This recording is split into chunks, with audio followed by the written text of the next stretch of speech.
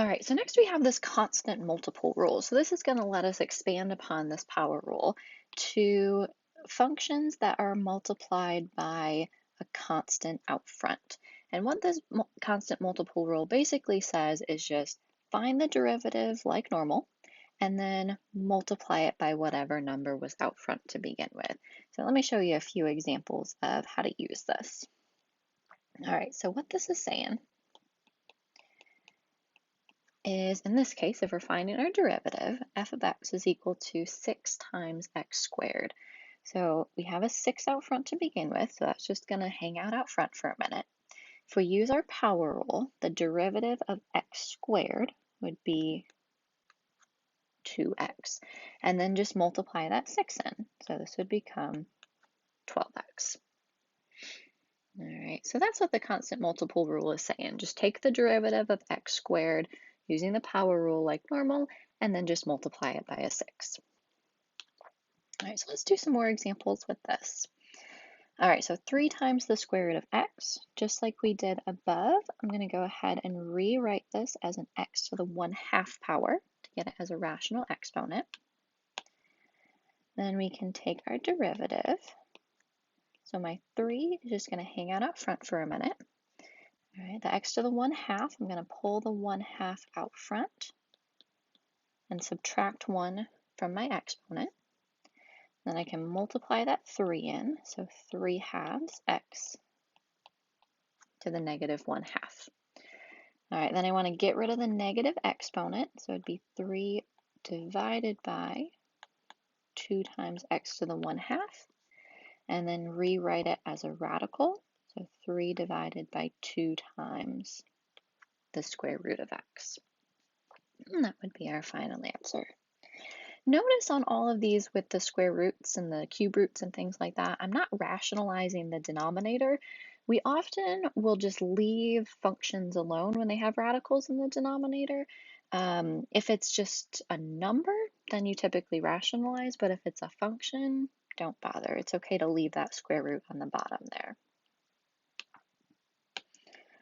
All right. So this next one here, 2 divided by x to the 4th. Again, we have the x to the 4th on the bottom, so I'm going to go ahead and bring that up top by changing it to a negative exponent, so 2x to the negative 4. And then we can use our power rule and our constant multiple rule. So the 2 is just going to hang out up front for a minute, and then using our power rule, bring the negative 4 out front and subtract 1 from the exponent. We can multiply that 2 in, so negative 8x to the negative 5th, and then rewrite it with positive exponents, so negative 8 divided by x to the 5th. All right, let's keep going here. 1 over 2 times the square root of x. Again, I'm going to start by rewriting my square root as a 1/2 exponent. And then since it's in the denominator, I'm going to bring it up top by changing it to a negative 1/2. Then we can use our power rule. Our f prime of x. We'll have the 1/2 out front still. And then taking our derivative, pull the negative 1/2 out and subtract 1 from your exponent, which would be a negative 3/2. So then just multiply the 1/2 in, we'd have a negative 1/4 x to the negative 3/2. Then change that to a positive exponent by bringing it down to the denominator. And then rewrite it as a radical. So the 2 on the bottom means it's a square root, 3 in the top means it's an x cubed. And that's our final answer.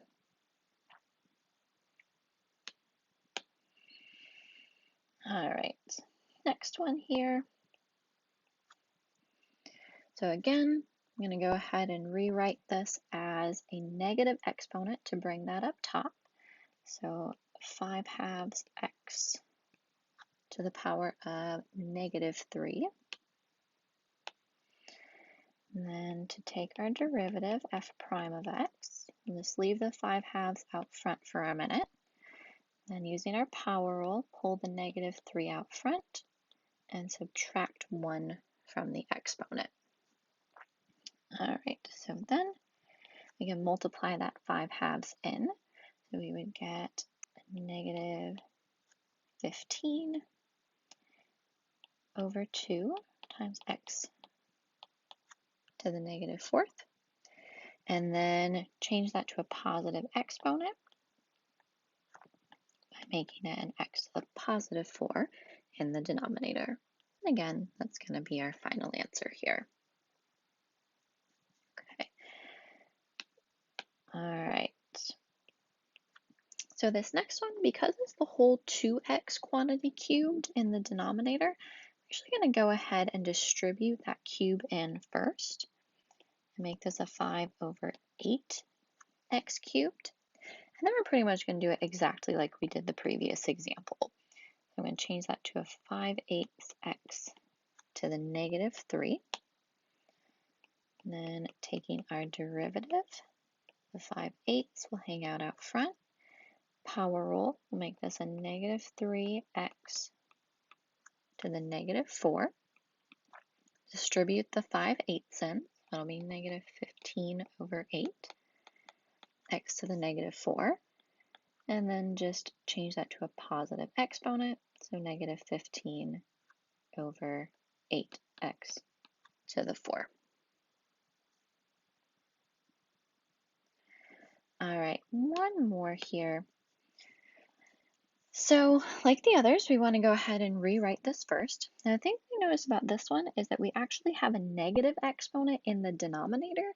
So because it's a negative and it's in the denominator, we can actually go ahead and start by just bringing that whole thing up to the numerator as a positive exponent. And then I'm going to distribute the square through. It'd be a 9x squared, which would just make that a 63x squared if we distribute that 7 in. Then use our power rule. We'd have the 63 using the constant multiple rule. Derivative of x squared would be a 2x. And then if we distribute that 63 in, we would get 126x. And that's our final answer. All right. Last thing with our power rule is the sum and difference rules. So what these essentially say is if you have multiple functions that are added or subtracted together, then in order to take the derivative, you can just take the derivative of each function separately and then add together your answers. So this is particularly useful in something like a polynomial function where you just have multiple terms added and subtracted. Just take the derivative of each piece and then combine it together at the end. So let's go ahead and use this rule to find a few derivatives here. All right, so example 5a, we have 3x to the 4th minus 6x squared plus 11. So you see we have these three different terms added together, but what this rule tells us is that we can just take the derivative of each piece separately. All right, so 3x to the 4th, we have our 3 hanging out front. And then taking the derivative using the power rule, we'd have 4x cubed. And this next term, we have our -6 times 2x. And then if you remember way back up at the very beginning here, we had our constant rule that said the derivative of a constant is always 0. So this last piece would be plus 0. And then just simplify a little bit. So 12x cubed minus 12x. And that would be our final answer. All right, another simple one. We just have another polynomial function. So just using our power rule here, we have our negative, then derivative of x squared is 2x, plus the 4, derivative of x is simply 1. That's just negative 2x plus 4. All right, this next one, it's not a polynomial, so we'll have to do a little bit of manipulation before we can take our derivative again. So the first term is good, we don't have to do anything with that. The second term, though, we'll want to bring that x up as a -1 exponent there. And then our square root, we'll want to change that to a 1/2 power. All right, now we can take our derivative. And again, we're just taking the derivative of each piece individually. So for the first one, we'll have the 2 out front times 3x squared using the power rule. And then plus, we're going to -1x to the -2. Again, just pulling the -1 out front, subtracting 1 from the exponent, and then -3. And this would become 1/2 x to the -1/2 in there. All right, and then we just need to clean this up a little bit. So our first term, we would get a 6x squared. That second term, we can go ahead and put the x squared on the bottom to rewrite it as a positive exponent. And then our last term, the 3 on top, and then I don't want the negative exponent, so I'm going to put that on the bottom. And then also, since it's a square root, I'm going to change it, or it's a 1/2, excuse me, I'm going to change it to a square root. So that's going to be our final answer here. All right, a couple more just to make sure that we've got the hang of this. Okay, so this time, since we have the 2x plus 1 inside our parentheses, power rule doesn't tell us what to do with something like that where it's a quantity squared. So the first thing we're going to have to do here is FOIL this out. All right, so if we FOIL this, we'll get 4x squared plus 4x plus 1. And then we can just use our power rule to take our derivative. So 4 times 2x plus 4 times 1 plus 0, just 8x plus 4. And just taking the derivative of each piece individually. All right, so our next one, you'll notice that we have a rational function. So in order to take the derivative of this using the power rule, we're going to have to start by splitting this up. So I'm going to divide each of those 3 pieces in the numerator by the x in the denominator. So the 4x squared divided by x would become 4x, and then minus the x over x becomes 1, and then plus 1 over x. So I'm splitting it up as 3 different terms.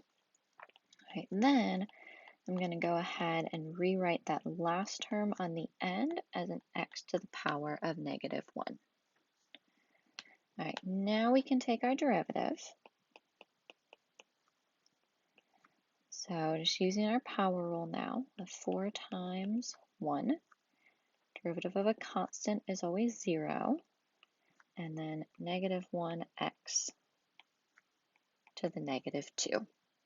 And then simplifying, this will just become 4 minus 1 over x squared. All right, one more example here. So just like the previous one, we're going to go ahead and split this up. So our 9x cubed over x squared would be a 9x. And then plus our 11x over x squared would be 11 over x. And then lastly, plus 12 over x squared. Once again, I'm going to rewrite those last 2 terms as negative exponents. So 9x plus 11x to the -1 plus 12x to the -2. All right, now we take our derivative. So we have 9 times 1 plus 11 times -1x to the -2 plus 12 times -2x to the negative 3. And then just simplify this a little bit. So we come out with 9 minus 11 over x squared, and then minus 24 over x cubed.